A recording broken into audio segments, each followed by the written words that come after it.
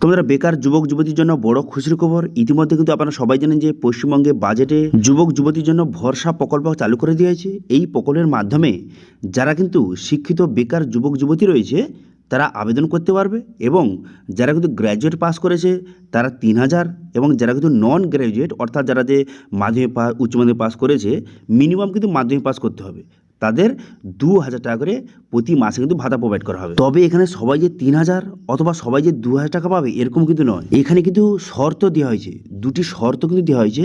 সেই দুটি শর্ত কিন্তু আপনাকে ফলো করতে হবে, তবেই কিন্তু আপনি এই প্রকল্পের জন্য আবেদন করতে পারবেন। সেই জন্য আজকে ভিডিওতে সমস্ত কিছু জানিয়ে দেবো। এই যে যুবশক্তি প্রকল্পের জন্য আপনারা কবে আবেদন করতে পারবেন, কবে থেকে আবেদন শুরু হবে, আবেদন করতে কী কী ডকুমেন্টস লাগবে, কীভাবে আপনারা আবেদন করবেন, অনলাইন এবং অফলাইনে কীভাবে আবেদন করবেন, এবং সবথেকে বড় কথা হলো সেখানে যে ঘোষণা করা হয়েছিল যে যাদের মাসিক বেতনটা 1,00,000 টাকার কম তারা আবেদন করতে পারবে, এবং সঙ্গে যারা কোনো রকমের সামাজিক সুরক্ষা প্রকল্পের অধীনে নয় তারা আবেদন করতে পারবে। এবার এখানে অনেকে কোশ্চেন যে তাহলে সামাজিক প্রকল্পের অধীনে কোন কোন প্রকল্প পড়ছে। কেউ যদি অন্নপূর্ণা ভাণ্ডার অথবা PM কিষাণ অথবা কোনো রকম ভাতা পায়, বার্ধক্য ভাতা, বিধবা ভাতা এইসব পায়, অথবা অনেকে স্কলারশিপ পায়, তাহলে তারা কি আবেদন করতে পারবে না? অথবা অনেকের কোশ্চেন যারা মাধ্যমিকের নিচে তারা কি আবেদন করতে পারবে না? এরকম কিন্তু অনেক কোশ্চেন রয়েছে। সমস্ত কিছু এই ভিডিওতে আপনাদের স্টেপ বাই স্টেপ জানিয়ে দিয়েছি, সেই জন্য ভিডিওটা প্রথম থেকে শেষ পর্যন্ত দেখতে থাকুন। আচ্ছা, সবার প্রথমে আমাদের ক্লিয়ার করে দিই যে এখানে কারা আবেদন করতে পারবে। দেখুন, এখানে এলিজিবিলিটি ক্রাইটেরিয়া হিসেবে বলা হয়েছে যাদের বয়স, ছেলেমেয়ের কথা বলছি উভয়, যারা কিন্তু বেকার যুবক যুবতী রয়েছে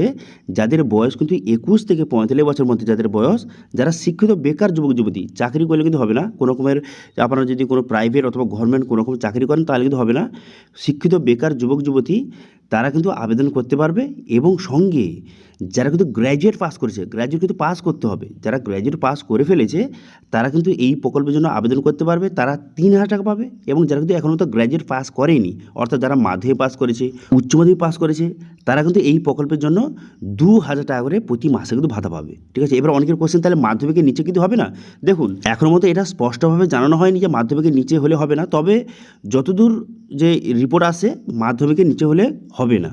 তারপরেও যখন অফিসিয়াল যখন নোটিফিকেশান বেরোবে তখন আরও বিস্তারিত জানা যাবে। এবার যে সবথেকে গুরুত্বপূর্ণ কথা, তাহলে যে এর শর্ত কী রয়েছে। দুটো শর্ত আপনাদের বললাম, যে প্রতি মাসে কিন্তু 1,00,000 টাকার কম হতে হবে। ঠিক আছে, ইনকামটা 1,00,000 টাকার কম হতে হবে, এবং সঙ্গে সামাজিক প্রকল্পের অধীনে কিন্তু থাকা যাবে না।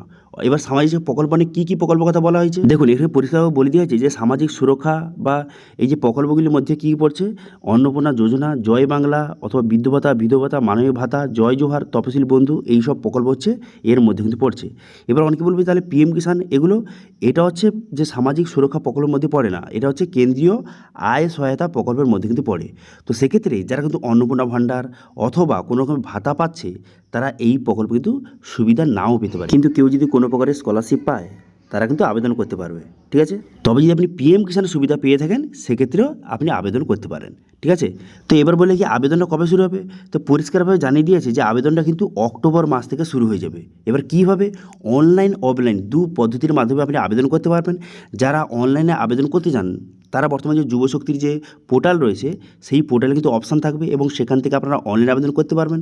অফলাইনে আবেদন করতে চাইলে বর্তমানে ফর্ম বেরোবে, যুবশক্তি এই যে ভরসা প্রকল্পে একটা ফর্ম বেরোবে, সেই ফর্মটা ফিল আপ করে আপনাকে জমা করতে হবে, হয় ক্যাম্পে অথবা BDO অফিসে জমা করে আপনি আবেদন করতে পারেন। এবার অনেকের কোশ্চেন যে কী কী ডকুমেন্টস লাগবে। দেখুন, বর্তমানে কিন্তু আপনার Aadhaar card, voter card, PAN card, ration card, এছাড়াও কিন্তু আপনার এডুকেশন যে কোয়ালিফিকেশান সার্টিফিকেট, অর্থাৎ আপনি মাধ্যমিক পাস করেছেন না উচ্চ মাধ্যমিক পাস করেছেন না আপনি গ্র্যাজুয়েট পাস করেছেন, তার একটি সার্টিফিকেট, এটা কিন্তু খুবই গুরুত্বপূর্ণ। এটা দিলেই তবে কিন্তু আপনি এই প্রকল্পের সুবিধা আপনি পাবেন। ঠিক আছে, আশা করি আপনাদের পুরো বিষয়টা ক্লিয়ার হয়ে গেল যে যুবশক্তি এই যে ভরসা প্রকল্পটা বর্তমানে পশ্চিমবঙ্গে চালু হলো, এটা কারা আবেদন করতে পারবেন, কিভাবে আপনি আবেদন করবেন, আবেদন করতে কী কী ডকুমেন্টস লাগবে, সম্পূর্ণ এলিজিবিলিটি ক্রাইটেরিয়া, বয়স সীমা সব কিছু আপনাদের ডিটেলসে বলে দিলাম। এবার যখন কোনো রকম নোটিফিকেশান বেরোবে অথবা অক্টোবর মাস থেকে আবার যখন আবেদন শুরু হয়ে যাবে অনলাইন অফলাইন, সম্পূর্ণ স্টেপ বাই স্টেপ আপনাদের আবেদন পদ্ধতি দেখিয়ে দেবো। সেই জন্য যারা যারা কিন্তু এই চ্যানেলে এখনও মতো সাবস্ক্রাইব করে রাখেননি তারা কিন্তু অবশ্যই চ্যানেলটিকে সাবস্ক্রাইব করে রাখতে পারেন এরকম নিত্য নতুন আপডেট পাওয়ার জন্য।